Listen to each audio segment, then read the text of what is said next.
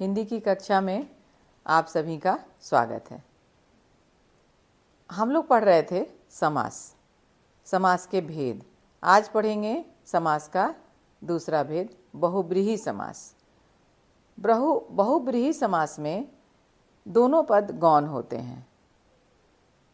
गौण का मतलब होता है ज़्यादा उसका महत्व नहीं होता है, और दोनों पद गौण होते हैं और किसी तीसरे पद की ओर संकेत करते हैं। आइए देखते हैं। बहुब्रीहि समास के दोनों पद गौण होते हैं तथा ये दोनों पद मिलकर तीसरे पद की ओर संकेत करते हैं और यह तीसरा पद ही प्रधान होता है। बहुब्रीहि समास में तीसरा पद ही प्रधान होता है। तीसरे पद का बोध संदर्भ से ही होता है। उदाहरण देखिए, पीतांबर शब्द पीत जोर अंबर दो पदों के मेल से बना है, जिसका अर्थ है पीला वस्त्र।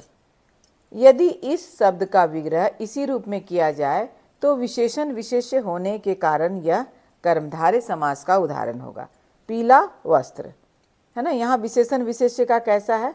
जैसे विशेषण किसे कहते हैं? जो शब्द संज्ञा या सर्वनाम शब्दों की विशेषता बताते हैं, और जिनकी विशेषता बताई जाए वे विशेष्य कहलाते हैं। तो वस्त्र हो गया विशेषण और पीला हो गया विशेषण। तो यहाँ पे पीला वस्त्र में विशेषण विशेष्य होने के कारण यह कर्मधारय समास का उदाहरण हो गया।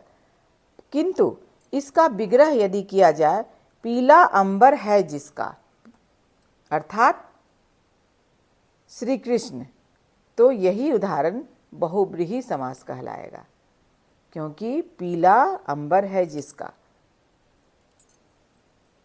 अर्थात श्री कृष्ण, मतलब किसी तीसरे पद की ओर संकेत किया जा रहा है। पीला अंबर है जिसका, अंबर मतलब वस्त्र, किसी तीसरा पद क्या हो गया? श्री कृष्ण के बारे में कहा जा रहा है, संकेत कर रहा है तीसरे पद की ओर, श्री कृष्ण की ओर। तो यही उदाहरण बहुब्रीहि समास हो जाएगा।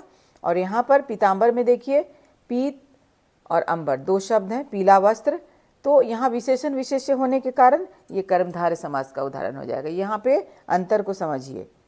और यहाँ देखिए, किंतु यही शब्द यदि इसका विग्रह किया जाए पीला अंबर है जिसका, अर्थात श्री कृष्ण, तो यही उदाहरण बहुब्रीहि समास कहलाएगा। एक और अन्य उदाहरण है नीलकंठ।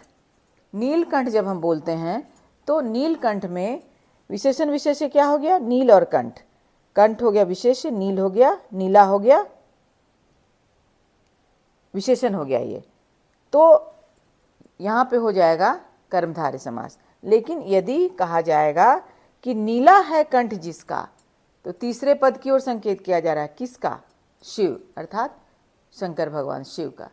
तो ये उदाहरण बहुब्रीहि का समास हो, बहुब्रीहि समास का उदाहरण हो जाएगा।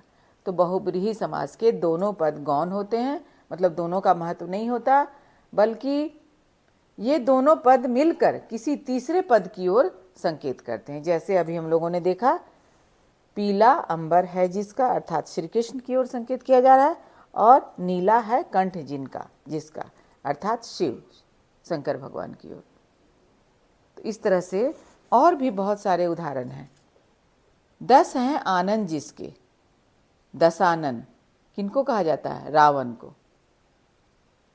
तो उम्मीद है आप लोगों को बहुब्रीहि समास जरूर समझ में आ गया होगा।